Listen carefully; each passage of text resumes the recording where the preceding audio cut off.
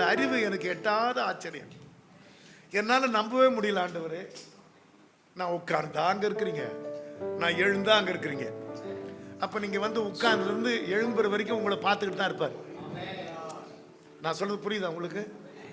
நான் நடந்தாலும் படுத்தாலும் என்ன சூழ்ந்து இருக்கிறீங்க. உன் ஆவிக்கு மறைவா நான் எங்கே தான் போவேன்?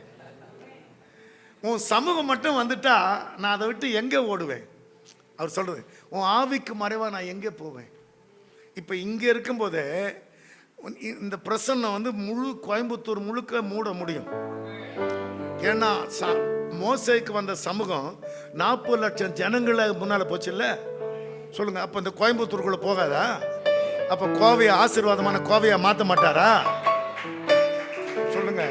உங்களை ஆண்டவர் கோயம்புத்தூர்ல குடி வச்சிருக்கிறது எல்லாரும் மாதிரி வாழ்றதுக்கா?